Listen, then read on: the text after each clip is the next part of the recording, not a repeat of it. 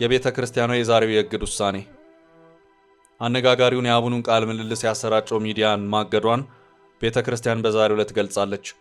በኢትዮጵያ ኦርቶዶክስ ተዋሕዶ ቤተ ክርስቲያን ስር የሚሰሩ ኦርቶዶክሳውያን የሚዲያ ተቋማት በአንድ ማዕከል እንዲያገለግሉ የመረጃ ፍሰቱ ወጥነት ያለውና ተቋማዊ መሆን ይችል ዘንድ በኢትዮጵያ ኦርቶዶክስ ተዋሕዶ ቤተ ክርስቲያን ሕዝብ ግንኙነት መምሪያ 2 ቀናት ስልጠና ተሰጥቶ የቤተ ክርስቲያን መሰረት እምነት፣ ስርዓት አምልኮና ትውፊትን አክብረው በቤተ ክርስቲያን ዙሪያ ዘገባ ማከናወን የሚችሉበት ፍቃድ ከመምሪያው መስጠቱን ያስታወሰው የእግድ ደብዳቤው ከነዚህ የሚዲያ ተቋማት መካከልም የፍኖተ ጽድቅ ጠቅላላ ማህበር፣ ፍኖተ ጽድቅ ቴሌቪዥን አንዱ ሆኖ ዘገባዎችን ሲያሰራጭ መቆየቱን ጠቅሷል።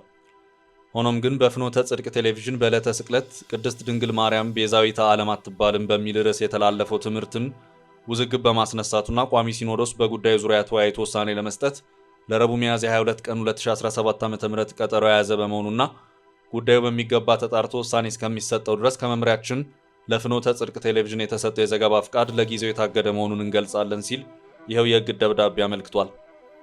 በሌላ በኩል የሕዝብ ግንኙነት መምሪያው ለፍኖተ ጽድቅ በጻፈው ደብዳቤ ማህበሩ ከተቋቋመበት ዓላማ ውጪ ርቱዕ እምነትን ከስነ ምግባር ጋር ይዞ የሚኖረውን ሕዝበ ክርስቲያን ያሳዘነ፣ እናት ቅድስት ቤተ ክርስቲያናችንን ለጠላት መሳለቂያ እንድትሆን ያደረገ፣ ከቤተ ክርስቲያናችን አስተምሮት ጋር የሚቃረን፣ እመቤታችን ቤዛ አይደለችም የሚል ጤናማ ያልሆነ ትምህርት ሚያዝያ 10 ቀን 2017 ዓ.ም በማህበሩ ሚዲያ ማስተላለፉን ተመልክተናል ሲል ገልጿል።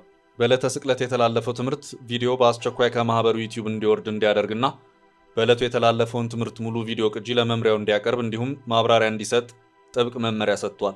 ይኸው ሚዲያ በዲያቆን ሄኖክ ኃይሌ ከበድ ያለ ትችት እንደተሰነዘረበት አይዘነጋም።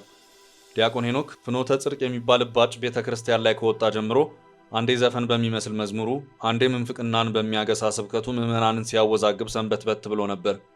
ጌታ በወንጌል በድን ባለበት በዚያ አሞራዎች ይሰበሰባሉ እንዳለው የፍኖተ ጽድቅ ባለቤት ሙዳ ስጋ ይጥላል ብለው ተስፋ ያደረጉ ሰዎች ዙሪያውን ስለከበቡት ላለፉት ጥቂት ዓመታት ቤተ ክርስቲያን ከነንፍጡ ካልወደደችው ብለው ሲሟገቱ ከርመዋል።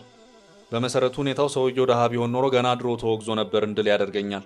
ቅዱስ ሲኖዶስ ይህን ማህበር ለማጥራት ጊዜው አሁን ነው፣ ከእኛ ወገን ነህ ወይስ የሚል ኢያሱያዊ ጥያቄ ለመጠየቅ ጊዜው አሁን ነው ሲል ዲያቆን ሄኖክ አመልክቷል።